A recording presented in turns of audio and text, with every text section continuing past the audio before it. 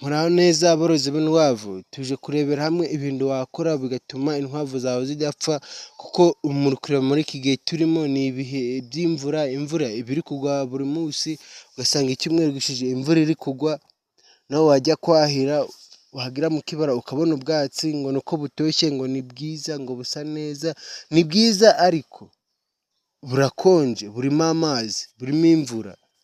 Kandi amatungo ku borozi boroye amatungo magufi aba agomba kumenya ngo amatungo ntayagaburiye ubwatsi bwumye bwumutse, ubwatsi bubisi bwica amatungo.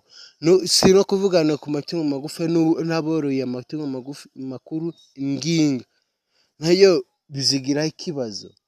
Uba ugomba kumenya ati si byagenze gute ku matungo yanjye, nazigaburiye ubwatsi bumeze ute? Wabona bitameze neza ukabwahira ukabwanika, mu gihe zitari zarya ukajya kuzigurira mu isoko, ukavuga ati mfite umushinga noroye inkwavu, ukajya kugura mu isoko ukamenya ngo amatungo yanjye ntayagaburiye ubwatsi bwari buhari, ntabwanitse kugira ngo bwume, nzihereze ubwatsi bumeze neza. Niho handi uzihereza upfa kuzihereza ati ni ubwatsi bwiza nabonye ari bwiza, ugasanga ziraburiye. Wari ufite nyina irapfuye, wari ufite ibyana by'inkwavu ugasanga nabyo birapfuye, ukibaza ngo byishwe n'iki?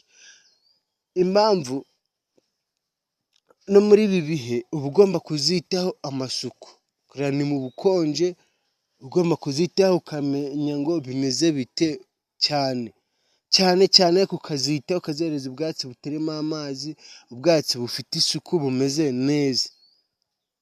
Wabona biri kwanga ukajya no mu isoko, ko murareba iki gihe turimo, iyi si turimo ni ukurwana n'ubuzima, ntabwo ari ibintu byupfa kugenda ngo uraterera ngaho ngo bizikora, reka uragenda ukabikora neza, ukabyuzuza uko bisabwa.